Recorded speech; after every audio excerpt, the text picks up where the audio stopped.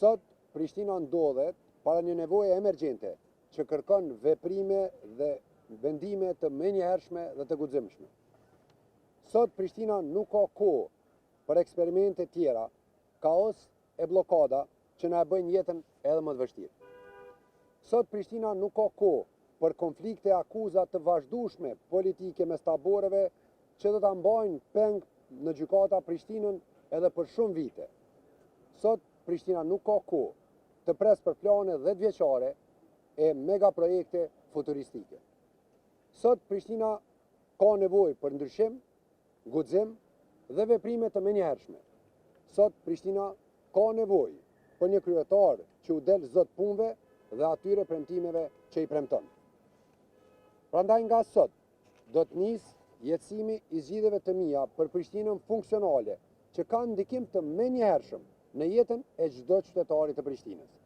Së bashku me ekipin tim, kam përzgjedhur, analizuar dhe përfunduar marrjen edhe të vendimeve të para si kryetari i Prishtinës që lidhen drejt për drejt me zhbllokimin e trafikut, me Prishtinën e pastër, me Prishtinën e ndriçuar, fillimin e trajtimit me urgjencë të qenëve ndacak, trajtimin e ndërtimeve pa plan, si dhe fillimin e ndërtimit të Spitalit Prishtinës. Po e përsëris zotimin tim se në fund të mandatit u kërkoj qytetarëve të Prishtinës të maten për zotimet e mia dhe nëse nuk i realizoj 90% të premtimeve të mia, nuk do të kërkoj më votë. Po e kërkoj besimin dhe shansën për t'i dhënë Prishtinës të gjithë kohën e humbur këto vite, duke punuar pa ndalë, për ta bërë një qytet funksional që u shërben të gjithëve, pa dallim, e nuk përjashtohet askush, asnjë lagje e asnjë fshat. Tani më lejoni t'i lexoj për gjithë qytetarët e Prishtinës 10 vendimet e mia të para. Në 1, hapja e sheshit George Bush në javën e parë. Në 2, pezullimi i leve të ndërtimore për 6 muajt e parë. Në 3, fillimi i procedurave për krijimin e qendrës digjitale të menaxhimit trafikut. Në 4, fillimi i procedurave për blerjen e 60 kamionëve të ri për mbledhjen e mbeturinave. Në 5, krijimi i task forces për ndriçimin e 1000 rrugëve të Prishtinës.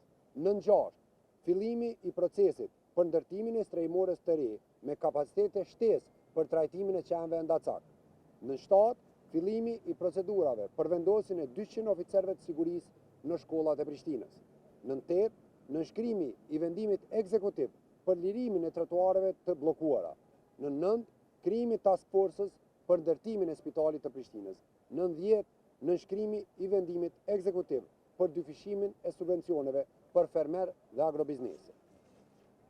Tani dhe formalisht do të bëj nënshkrimin e këtyre zotimeve, më së i bindur se nga sot nis një epokë e re për Prishtinën tonë. Ka ardhur koha për një kryetar që merret çdo ditë me nevojat dhe punët e Prishtinës e nuk presin qytetarët e Prishtinës për plane e premtime 10 vjeçare. Ju falenderoj.